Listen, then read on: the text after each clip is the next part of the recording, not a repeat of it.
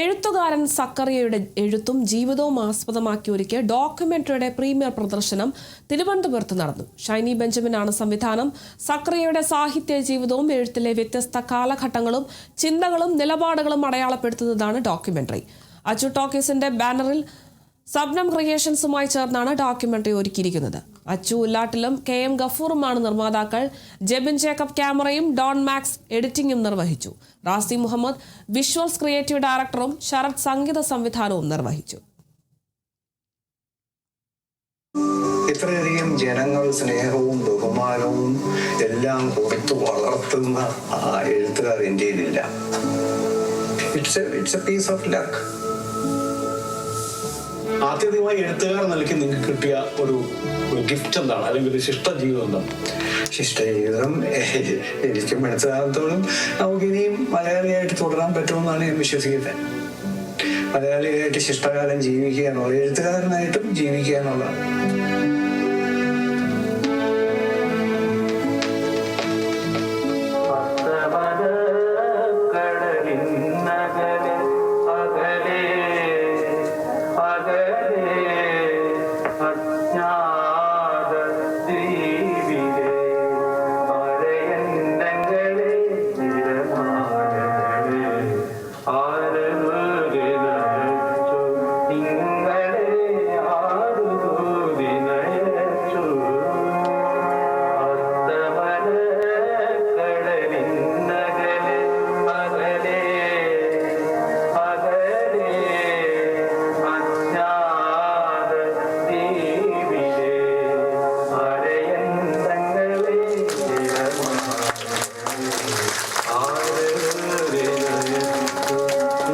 സക്കറിയ എല്ലാ കാലത്തും അദ്ദേഹത്തിൻ്റെ കഥകളിൽ കൂടി ജീവിച്ചിരിക്കുന്ന ഒരാളാണ്. പക്ഷേ അദ്ദേഹത്തിന് കഥകൾക്കപ്പുറത്തേക്കും ഒരു കഥാകാരനായതെങ്ങനെയാണെന്നും അദ്ദേഹത്തിൻ്റെ ബാല്യവും അദ്ദേഹം രൂപപ്പെട്ടത് എങ്ങനെയാണെന്നും ഒക്കെ വളരെ മനോഹരമായി, ഡോക്യുമെൻ്ററി എന്ന് പറയാൻ കഴിയില്ല, നല്ലൊരു സിനിമ തന്നെയായിരുന്നു. നമ്മൾ റിസർച്ച് നല്ലതായിട്ട് ചെയ്തിട്ടുണ്ടായിരുന്നു. പിന്നെ അതിനാണ് ഏറ്റവും കൂടുതൽ സമയം ചെലവഴിച്ചത്. പിന്നെ അത് കഴിഞ്ഞിട്ട് വിഷ്വലി ഒരു സ്റ്റണ്ണിങ് ആയിരിക്കണമെന്ന് നമുക്ക് ആഗ്രഹം ഉണ്ടായിരുന്നു. റാസിയാണ് അതിൻ്റെ VFX ചെയ്തത്.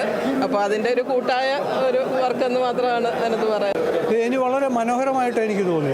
വളരെ ഭംഗിയായിട്ടും വളരെ ഇമാജിനേറ്റീവായിട്ടും ഭാവനയോടുകൂടി ഒരു സംവിധായികയുടെ ചിത്രമാണത്. എസെൻഷ്യലി സംവിധായികയുടെയും ടീമിൻ്റെയും ചിത്രമാണ്. ഞാനതിനകത്തൂടെ ഒരു നടന്നു പോകുന്ന ഒരാളെന്നുള്ളതേ ഉള്ളൂ. It's A very beautiful film.